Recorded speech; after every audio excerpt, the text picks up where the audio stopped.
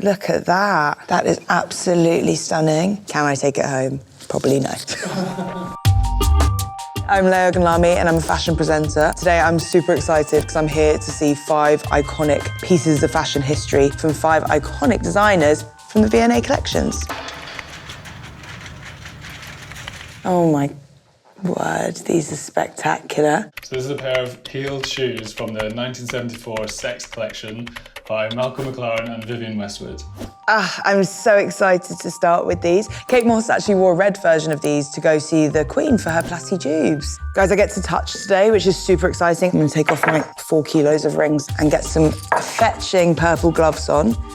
It's crazy to call these modest, but they're more modest on the shape in the canon of Vivienne Westwood because past these, she then, in the early 90s, developed the Gilly heel, which is this crazy, exaggerated platform stacked heel that Naomi Campbell famously fell over in one of the runways. But the work that her and Malcolm McLaren did was super influential. And I feel deeply ashamed that today I'm not wearing anything from Vivienne Westwood. She is an icon. She is largely responsible for the aesthetics of the punk movement and largely responsible for my personal style. You should see these shoes. Oh, look at that.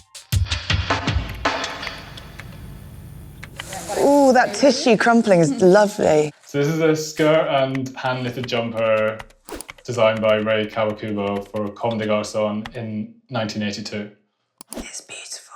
Comme is specifically important for me because for about 3 years of my life, I wore the same black Comme balloon skirt everywhere. I'm also wearing Comme shorts today, Comme balloon shorts.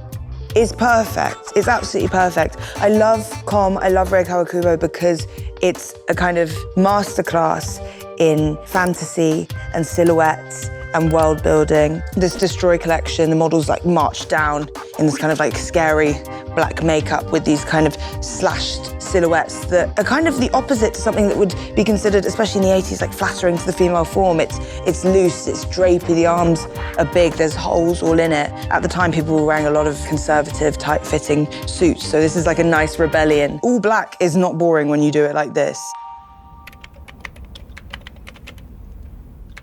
Oh, what's in the bag? What's in the bag? Bring it to me. So this is a tartan mohair coat designed by Alexander McQueen in 2008. I mean, you can't talk about fashion without talking about Alexander McQueen, in my humble opinion. He actually started in Savile Row as a tailor. So this is why you see these kind of like sharp, gorgeous lines. You've got this almost little mini coat over the wider coat. I really love the enlarged tartan, and it feels like the echo of tartan. And the mohair kind of messes it up a bit. Alexander McQueen said that fashion should be a form of escapism, not imprisonment. And I think that's why it's so important to have fun with these traditional shapes. This is everything he stood for, all in one item.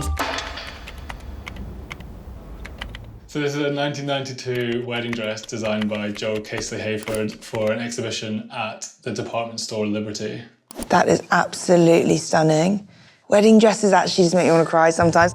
And I know that's so pathetic, but I've always been obsessed with wedding dresses. This one in particular plays so subversively with the idea of marriage. He has put in embroidery, in press studs, in like other forms of kind of bedazzlement, farewell, sweet liberty on the back of the dress. Bear in mind, when you go to a wedding, the congregation sees the back of the dress. That's the most important part. So to whack this kind of emblem that suggests that this person's just chucking away their liberty by, you know, joining in the institution of marriage, is funny. To make a statement with a wedding dress is something that's not, it's not done enough. Do you know what I mean?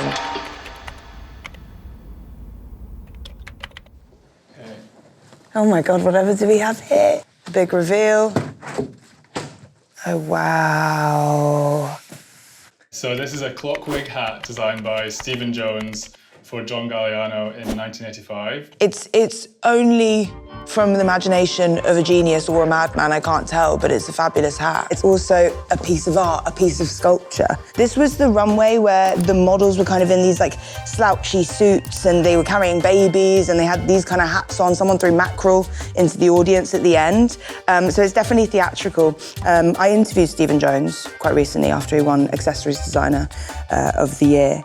And I said to him, oh, what makes the perfect hat? And he put the award he'd just won on his head and said, oh, I don't know, this makes quite a good hat. And I think it's that kind of playful reactiveness to, you know, what is a hat? Can anything be a hat? Can a clock and a bunch of sticks and what looks like a bush be a hat? Yes, it can. And it can be a gorgeous one. Dolly Parton always said the bigger the hair, the closer to God, but I think the bigger the hat, the closer to God. And this hat is as big as they come. And that's all I have to say about Stephen. He's also really nice.